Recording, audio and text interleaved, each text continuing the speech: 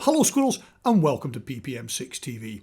Today what it is $100 microphones. And cut me a bit of slack on the $100-ness, but there's certainly no $200 mics in here, or €100 or £100. That sort of area. And it was all started really by the arrival of this. This is the Line Audio Design CM4. A nice man called Roger makes these in Sweden, and you can buy it brand new for not much over $100. And it's a diddy little cardioid.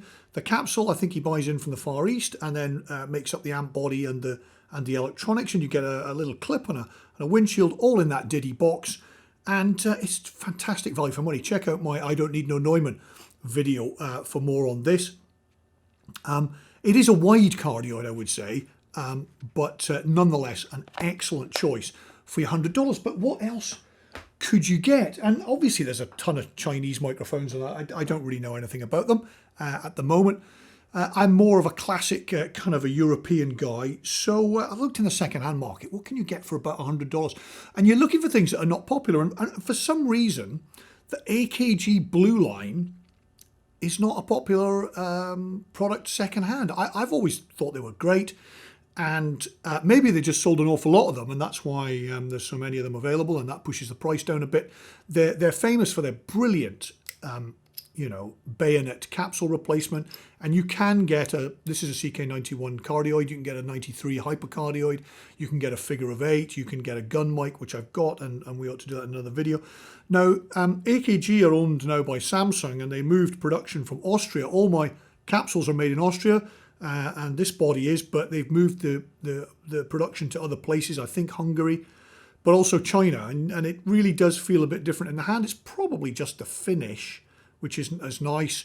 I can't hear a difference between the two, but that may be another reason, why the prices are affordable. So yeah, a Blueline, an AKG Blueline, you'll get for around that. And then I thought, well, we don't have to stick with condensers. What about another stone cold classic, a Beyerdynamic M201? Brilliant bit of kit. When I started at the BBC, all our presenter positions would have had a main and a spare, and the mains were usually AKG 451s, maybe a couple of Calrecs hanging on there, 2050s, I can't remember, but a big shout out to all you Calrec fans. But the spare would always be a non-phantom power mic, would always be a dynamic. And there were some 202s, but mostly bomb-proof Beyerdynamic 201s. This is a hypercardioid, and it needs a fair bit of gain. So it'll be interesting to see how that fares in our $100 shootout. And last, but by no means least, searching around on the second-hand market, I found this. They are joined in the middle, that string doesn't go all the way around. Now, AKG have often made remote mic heads and amplifier bodies, and they did it in the 460 series, maybe even in the 451s, I can't remember. But this is a Beyerdynamic, and I've never seen one of these. This is a 750 capsule with, and they're not quite the same diameter, the 750 amplifier, sorry, and a 703 CK703 cardioid capsule remote down this quite long, bit of cable, 3 meters I would think, and that's got to be a 30-year-old mic. I hadn't seen one, so I thought, well, I'll give it its go. It's got a high pass filter on the body, and I'm really looking forward to listening to that. A 30-year-old mic, not one that I'm familiar with. Let's see how it stacks up against the competition.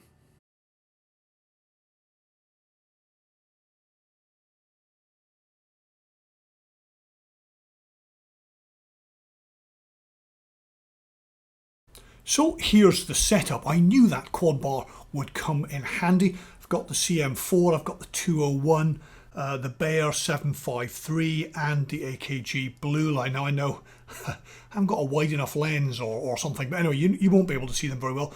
And I'm not going to identify them. I'll just put numbers up so you can freely guess which one you like best, and all the files will be loudness normalized because this is all going through an Audient ID44, which has got 60 dB of clean gain, but that's probably not enough just for the 201, which is at a slight disadvantage there. Now, I've had a request to read from Norman MacLean's A River Runs Through It, a work I was familiar with but I haven't read, but it's a really good choice, so I do hope you enjoy that. A River Runs Through It.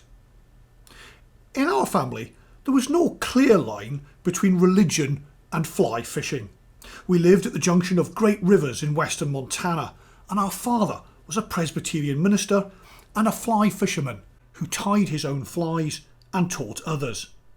He told us about Christ's disciples being fishermen, and we were left to assume, as my brother and I did, that all first-class fishermen on the Sea of Galilee were fly fishermen, and that John, the favourite, was a dry fly fisherman.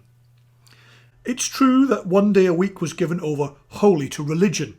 On Sunday mornings, my brother Paul and I went to Sunday school, and then to morning services to hear our father preach, and in the evening to Christian Endeavour, and afterwards to evening services to hear our father preach again.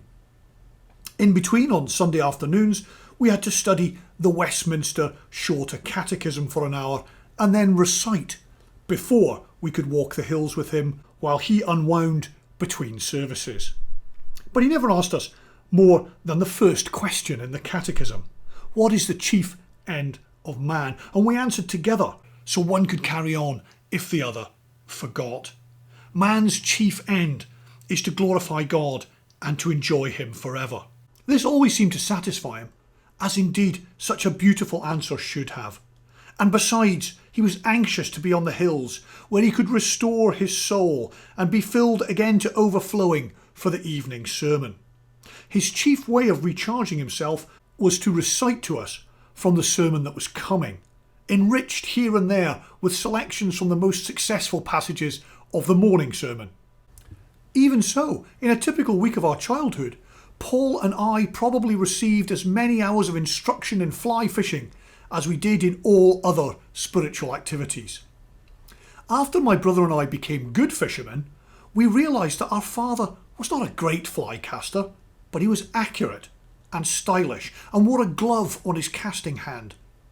As he buttoned his glove in preparation to giving us a lesson, he would say, "It is an art that's performed on a 4-count rhythm between 10 and 2 o'clock.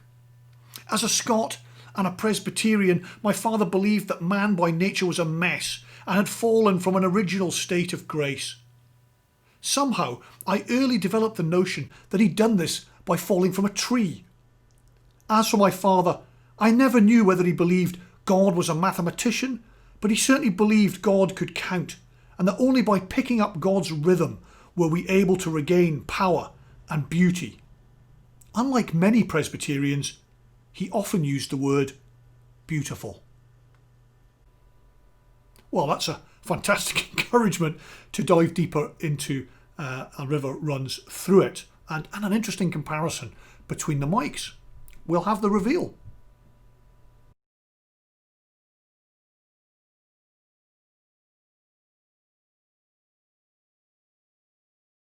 Well, what do we learn from that? Well, first, that the Line Audio CM4 is a worthy champion in the $100 range. You do get an excellent mic, brand new with a guarantee and everything, for only $100, and you get a mic stand clip and a windshield as well. So what's there not to like? Well, nothing really, except maybe it's a touch on the wide side, and it lacks a bit of heft. But apart from those two things, it's a stone cold bargain, and I think is going to continue to be the one to beat. But suppose you are a bit adventurous and you want to dip your toe into the second-hand market, or maybe you're looking for a system microphone. If you're looking for a microphone system where you're going to have different capsules to mount on the bodies, well, the Blueline is a steal. There's so many of these around. They're very affordable. I like the sound.